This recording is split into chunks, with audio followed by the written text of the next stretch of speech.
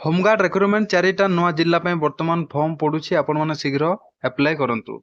एथिरे प्रथम रहिछि जगतसिंहपुर। तो एथिरे जो अप्लाई डेट रहिछि आपण माने देखि परथुवे 25/3/2025 रु आपणकर 13/4/2025 पर्यंत लास्ट डेट रहिछि। एही डेट भितरे समस्ते एथिरे फॉर्म पके दियंतु। तो सबु डिस्ट्रिक्ट पई आपणकर जो रिक्रुटमेंट प्रोसेस समार रहिछि तो से हिसाब रे आपण माने सब रेडी हेकि रहंतु। वर्तमान आपण माने जानथिवे फिजिकल आरंभ हो जाइछि देवगढ़ जिल्ला रे। तो जेमिति से जिल्ला रे आपणकर फिजिकल होछि ठीक से भली आपणकर सब जिल्ला पई फिजिकल रहि पारे। तो आपण माने से हिसाब रे रेडी हेकि रहंतु। तापर जानिबा तापर रहिछि आपण माने देखि पारथुवे जिला गृहरक्षी कार्यालय जाजपुर पानी कोइली पई वैकेंसी टी आछि। एथिरे जो अप्लाई डेट रहिछि 22/3/2025 रु आपनकर लास्ट डेट रहिछि 21/4/2025 फॉर्म टी को आपण माने अप्लाई करि पारिबे एही डेट भितर। तो एथिरे जो शिक्षागत योग्यता बा आपनकर जो सिलेक्शन प्रोसेस रहिछि सब जिल्ला पई समान रहिछि। तो आपण माने से हिसाब रे शीघ्र आपण माने अप्लाई करि दियंतु। तापर रहिछि कोरापुट डिस्ट्रिक्ट पई। तो आपण माने जे भी कोरापुट डिस्ट्रिक्ट रु बिलोंग्स करछंती ताहेले एही फॉर्म टी को अप्लाई करि पारिबे। एथिरे जो अप्लाई डेट रहिछि 10/4/2025 थारु आपनकर लास्ट डेट होछि 25/4/2025 पर्यंत ए फॉर्म टी को अप्लाई करि पारिबे। एवं थाना वाइज वैकेंसी आछि। कोरापुट टाउन थाना रे पुरुष मानक पई 9टा पर हिसाब रे आपनकर जेतेटी थाना रहिछि से हिसाब रे आपनकर वैकेंसी रहिछि। को थाना रे वैकेंसी अछि को थाना रे वैकेंसी नाही पुरुष महिला उभय देखि कि आपण माने ठीक भाबरे फॉर्म अप्लाई करिवे। तो सब जिल्ला पई सिलेक्शन प्रोसेस समान रहिछि।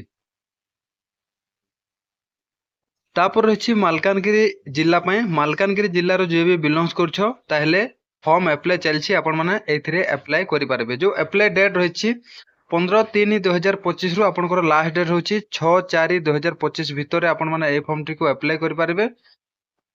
तो एथिरे जो सिलेक्शन प्रोसेस रहिछि ठीक सेही भली आपनकर जेमिति पूर्वर वैकेंसी बाहरिछि जिल्ला ମାନଙ୍କୁ सेही भली आपनकर सिलेक्शन प्रोसेस रहिछि। तो एथिरे जो वैकेंसी रहिछि 52 टी वैकेंसी रहिछि। तो आपण माने शीघ्र अप्लाई कर दियंतु। एवं आपण माने जानिथिबे जेतु होमगार्ड रे तार फिजिकल आरंभ हो जाइछि ओडिशा पुलिस डिस्ट्रिक्ट कॉन्स्टेबल रे जेमिति आपनकर सिलेक्शन प्रोसेस रहितिला से भली भाबरे आपनकर सिलेक्शन प्रोसेस होछि। एवं एथिरे जो आपनकर फिजिकल होछि 1600 मीटर रनिंग एवं लॉन्ग जंप। 1600 मीटर रे रनिंग जो होछि आपनकर बयस अनुसार आपनकर टाइमिंग दिया होछि। एवं लॉन्ग जंप रे आपनकर 12 फुट लॉन्ग जंप रहउछि।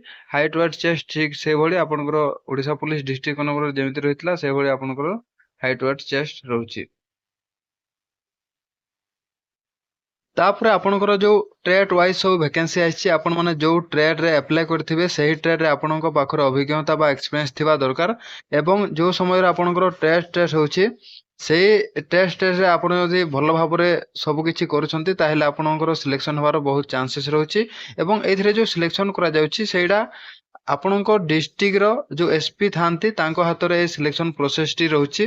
तो सेही हिसाब रे आपण माने समस्ते वर्तमान रेडी करंतु। जदि आपण माने आमो टेलीग्राम चैनल रे जॉइन हे नांती वीडियो डिस्क्रिप्शन तार लिंक अछि आपण माने जॉइन हे पारबे। एवं आगुआ जे कोनोसी रिक्रुटमेंट आसिला पीडीएफ से आमो टेलीग्राम चैनल रे पाई पारबे। वीडियो डिस्क्रिप्शन रे तार लिंक अछि विजिट करके आपण माने आमो टेलीग्राम चैनल रे जॉइन हे पारबे। जदि आपण माने आमो ए चैनल रे प्रथम थर पाइछंती वीडियो को लाइक शेयर सब्सक्राइब कर देबे। आगो को मध्ये एमिति बहुत सारा लेटेस्ट इन्फॉर्मेशन आपण माने पाई पारबे। एवं जेते सारा डिस्ट्रिक्ट बाकी अछि होमगार्ड रिक्रुटमेंट आसीबा पई तो बहुत कम दिन भितर आपण माने आपनको डिस्ट्रिक्ट रो वैकेंसी देखिबा को पाइबे।